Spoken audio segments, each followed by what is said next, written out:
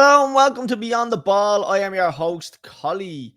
This week I am all on my Toblerone. Unfortunately, the lads are extremely upset that Frank Lampard has made a sensational return to Chelsea. So they've decided to give it a miss. So they don't have to listen to me gloat because, Super Frank Lampard back at Chelsea. You couldn't write it. You couldn't write. He's going to win us the Champions League. He's going to win us the fucking Champions League.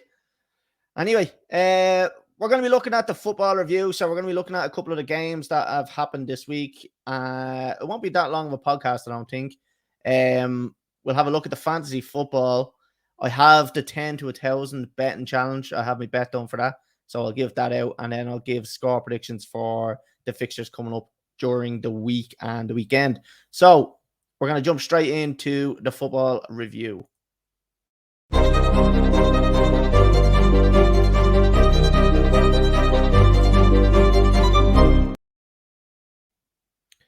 What an absolute fucking calamity to start off. Chelsea versus Liverpool, 0-0. This just summed up both of this team's seasons. Absolutely embarrassing. The standard of football was terrible. Everything about this game was absolutely shocking.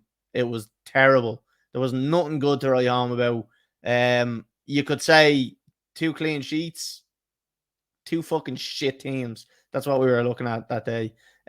Was I surprised? No. I think we ended the podcast when it was halftime. We were watching it last week, myself and Big Paddy, and I said, I have a feeling this is going to finish 0-0.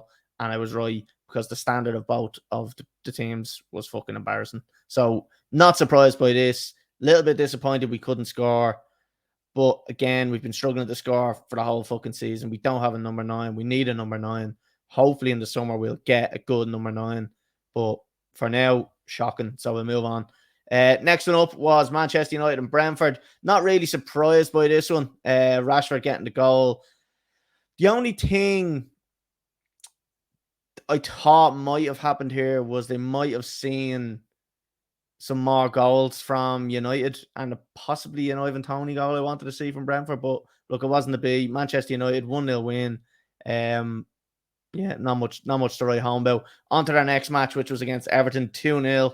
Again, wasn't surprised to see a 2-0 win here. Not surprised to see a clean sheet either. Sean Dyche, look, we know what you get with Sean Dyche. He's an absolute long ball merchant, and he's doing the same thing with Everton. And they seem to be getting results. I'm not gonna argue with Sean Dyche. What a guy, what a man. So yeah, 2-0 to United, not surprised. Next one was another embarrassing performance overall. Wolves versus Chelsea. Frank Lampard's first game back in charge. I think we all thought this was going to be the fairy tale return. He was going to come in, turn the team around. He was going to change up tactics. He was going to name different teams or different players. It didn't happen. Chelsea looked poor. Now he did kind of rest players as well because we have a massive game coming up tomorrow against Real Madrid in the quarterfinals of the Champions League. So I understand that, but I still would have liked a win here to go in with a bit more confidence. Look, he didn't have long to work with the team, but he knows the majority of them players. I'm so confused by Chelsea's backline and why we keep putting Koulibaly starting over Badiashile, because in my opinion, Badiashile is probably the best centre half we have after Thiago Silva. So there's something going on in the background because Potter done the same thing, didn't start him, but every time Badiashile is played, he looks so comfortable on the ball. His distribution out from the back is brilliant. So there must be something going on. Must be an attitude problem with him or something, because I can't understand why he's not starting. Again, this game was shocking for Chelsea. Wolves' goal, what an unbelievable goal. The volley was just, it's one of them, you just don't save it. If he doesn't score that, the game finishes 0-0, because they didn't really look like they were going to score after that. So not surprising that nothing else really happened. Chelsea weren't threatening going forward as usual. A great display from nobody, because they were all shocking. And That's the only way I can put it. Chelsea were terrible. Disappointing from Frank Lampard to show that he did, like, I didn't see a tactical change there anyway. I thought I was going to see something, a different formation. I don't know if he went like to a 4-4-3-3. It didn't really work. But I'm hoping he's just trying something out, or he was just resting players. Look, I'm gonna just give him the benefit of the doubt. That was his first game back, and we have a massive game tomorrow, which is Real Madrid. So that's all I can do. Give him the benefit of the doubt. Yeah. Other than that, we move on. Next game, and what a beautiful game this was: Liverpool versus Arsenal. There's not often you'll see me celebrating when Liverpool score a goal. I was in the pub with Connor, watching this one, and when I seen that second goal going in, it was a thing of beauty. Nothing worse than Arsenal fans at the moment gloating about how great they are, about how Arteta is the next Pep Guardiola. Couldn't be further from the truth. I think he's a fraud. Arsenal aren't going to win the league. Manchester City will win the league, and I've no doubts about it. So, for Arsenal fans, the biggest bottle job since fucking, I don't know, they opened the Coca-Cola factory. So yeah, Liverpool, fair play to them. Came from 2-0 behind, but still show that they have a lack of quality, a massive lack of quality. Virgil van Dijk, questionable for the goals. I've said it before, one of the most overrated defenders in Premier League history, and I stand by that because I think he's overrated. Since he got his injury, very overrated. I don't have much else to add on that. Like I said, I'm the Chelsea correspondent here. So I'm not Liverpool or Arsenal, but I was fairly drunk watching this, so not a lot stands out to me. Right, moving off the football review, we're gonna jump on to the fantasy football.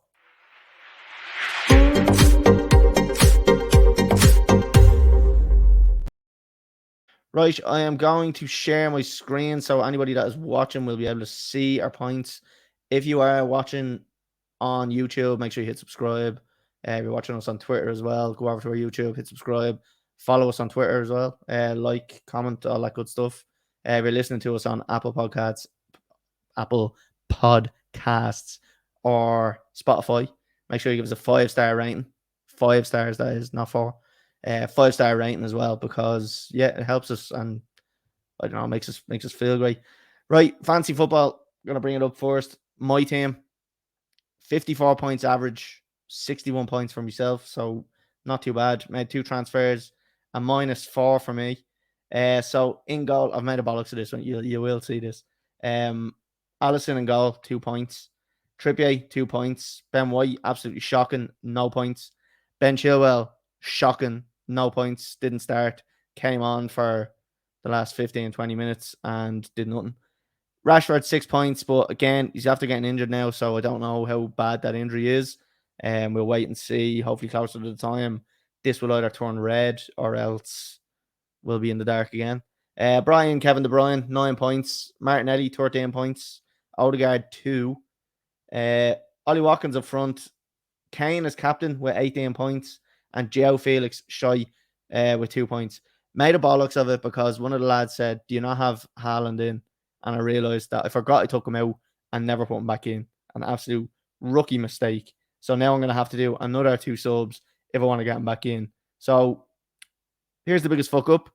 On my bench, Billing, who I brought in about 3 weeks ago, but unfortunately haven't started him since. Started him every week, and then this week is the 1 week I don't start him, and he gets 11 points. Absolutely ridiculous. Of course, I had Kilman on the bench as well, playing against Chelsea. Why would I ever think that he wasn't going to keep a clean sheet against Chelsea? Because I'm an absolute gobshite. So, 7 points for Kilman. Didn't get them because he was on the bench. So, overall, 61 points. Not too bad. A little bit above average, but could have done better. We'll move on to one of the lads' teams here. So, we'll have a quick look at, that is the league table. So, 1 second.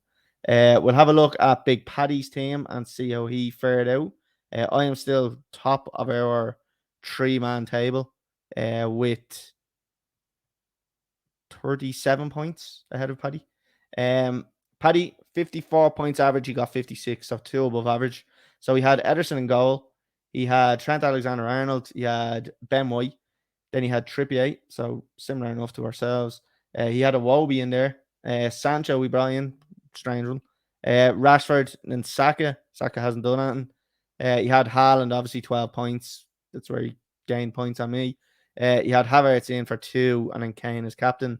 And on the bench, he had Shaw, who was injured, De Silva, and Armate.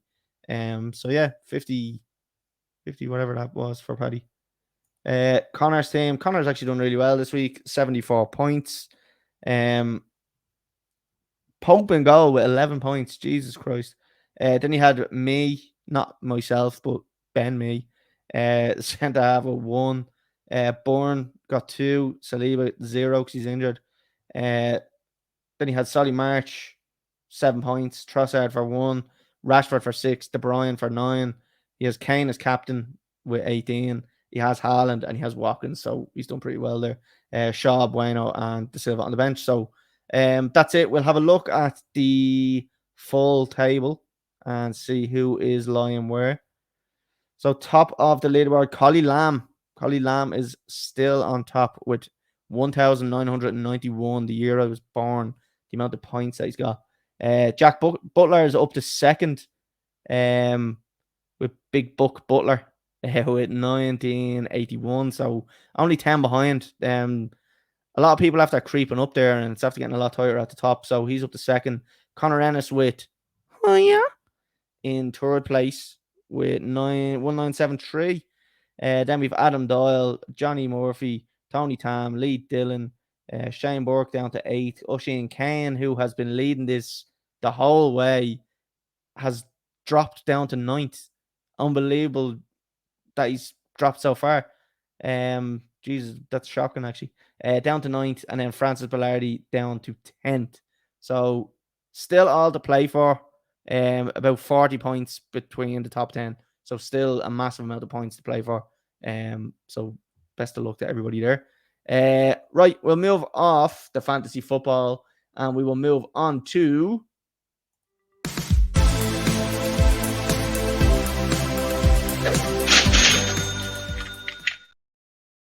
is the betting challenge. So let me just pull up. I've done one bet.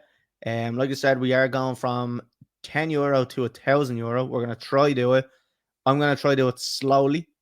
I've tried a couple of these bets and they won, and then I blew me load and tried to do a couple more bigger ones and they lost. So I'm gonna go back to the basics, go back to what won for me originally, and show you here. So bring it up on the screen so anybody that is listening, you can watch us on YouTube. You can see it on YouTube. I am calling it out here anyway. But €10 on, a 5-fold. It's 11 to 5, €32 back. So I've gone with over 1.5 goals on all of them. So I've got NAC Breda against William too. Again, pronunciations are going to be fucking shit here. That is in the Dutch league, the second division or whatever you call it. So then we've got VVV Venlo against Eindhoven, over 1.5 goals. Then we've got Den Bosch against Helmond Sport, over 1.5 goals. Schalke versus Hertha Berlin, over 1.5 goals. And Shamrock Rovers against Shelbourne, over 1.5 goals. So a tenner on that, €32 back, and then we put our €32 on the next bet. I mean, don't hold me to this, but it's a fucking guarantee. So that's all we have on that one. So we're going to move off that, and I'm going to move on to the predictions.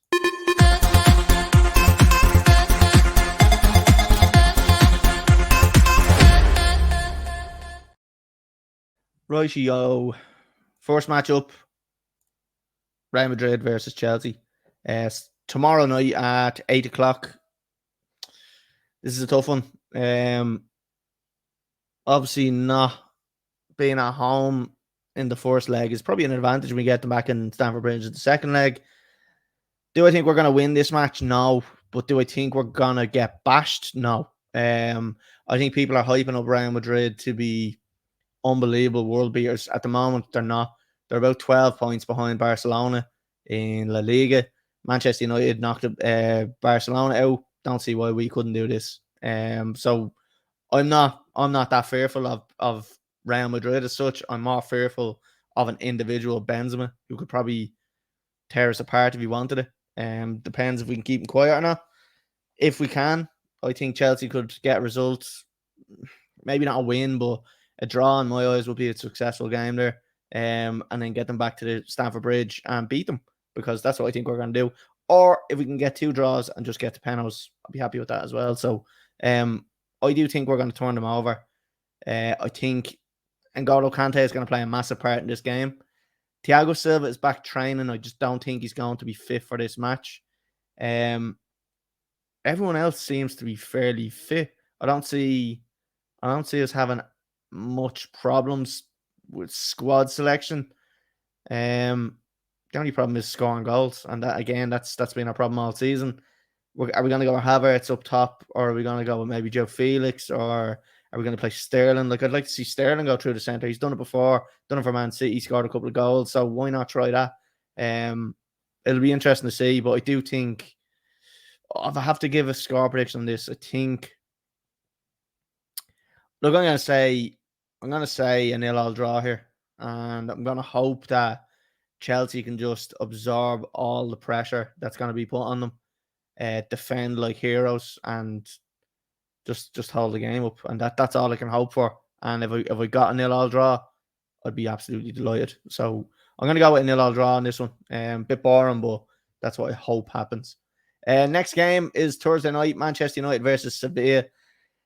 To be fair, I actually see Manchester United probably getting to the final of this competition, if not winning it. Arsenal gone is a massive thing for them as well.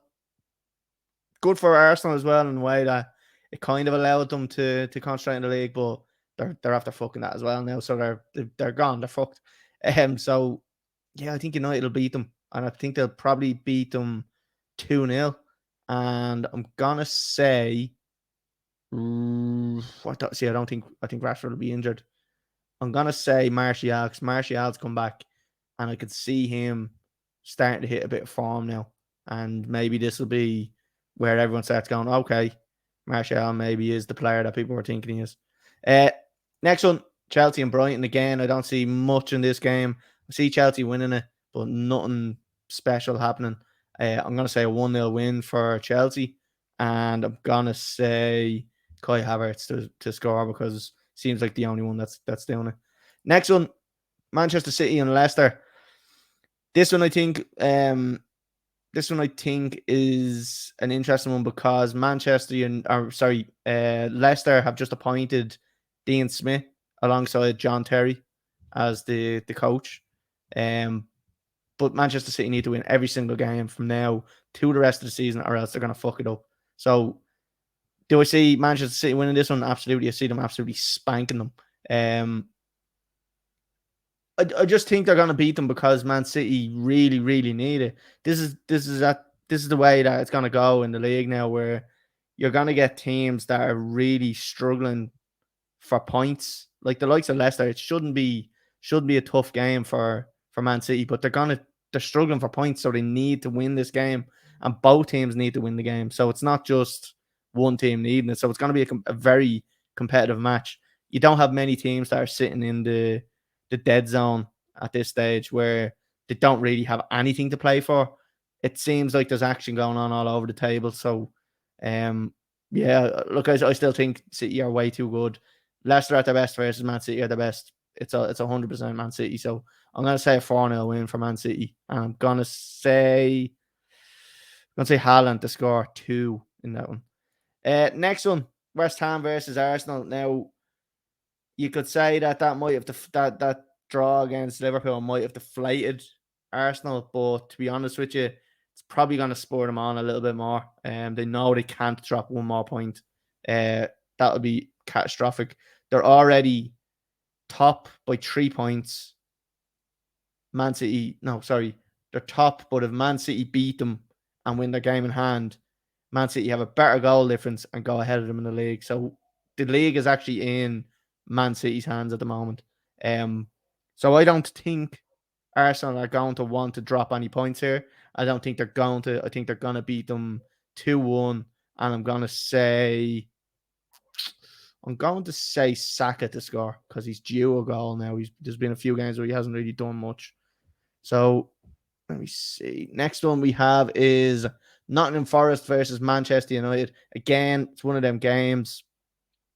Do I see past Man United? No, I think Man United will win this one comfortably. Not too much. I don't think it's going to pop up here. Forest haven't been great this season. Like I don't know. Like they've been very disappointing in my eyes. Apparently he's being backed. The manager's being backed. I don't know how true that is. When you spend that much money, you've got to do something. So look, I don't know. I see Manchester United getting a win here. I don't think it's gonna be a cagey game. I think it's gonna be a comfortable win. I'm gonna say a 2-0 win for United. It might not sound that comfortable, but I think when you see the match, you'll see it's comfortable. They'll probably take an early lead and just control the game, and then maybe get a second in like the 70 or 80 minute and then just dominate the game. Then I wouldn't say there's going to be anything happening. So 2-0 to United, and let's go with Bruno to score. Last game and last bit of the pod is Leeds versus Liverpool. Again, Liverpool will be on a bit of a high after kind of getting that result against Arsenal. But what always happens with Liverpool, and this season in particular, they get a brilliant result, and then next week they go out and they get spanked. Now, Leeds are only coming off a 5-1 loss against fucking Palace, which is embarrassing. Leeds need the points more than Liverpool do. So I can see Leeds causing an upset here, and I think they might beat Liverpool 2-1. And I'm going to say Cock to score, because everyone loves Cock. So yeah, I don't see Liverpool following up that decent enough result. Just don't see it. Right. Well, look, I'm going to leave it there. That's all I've got time for. Well, it's not really, but short and sweet. I'm on my own. Not much else to be rambling on about. You've listened to me long enough. If you've even gotten this far, fair play to you. Make sure you follow us. Make sure you subscribe, like, comment, all that good stuff. Rate us 5 stars if you haven't already on Spotify and Apple Podcasts. I know you're probably listening to me saying this every week and you kind of blank over it. If you do it, we'd really appreciate it. It takes 2 seconds. It's anonymous. You can fucking rate us 1 star if you want. Just stick a rating in. Let us know what you think of the podcast, because it does help. Like I said, we will keep doing this as long as people like it and are listening to it. And once that finishes, we'll move on. But yeah, if you've listened to me up until this point, thanks very much. And we will be back. Well, we might not be back next Tuesday at 8 o'clock because Real Madrid are against Chelsea in the second leg next Tuesday. So I don't know if I want to watch it on live stream. We'll see. Could possibly be back next Tuesday at 8 o'clock. We'll keep everybody posted. See you everybody next week.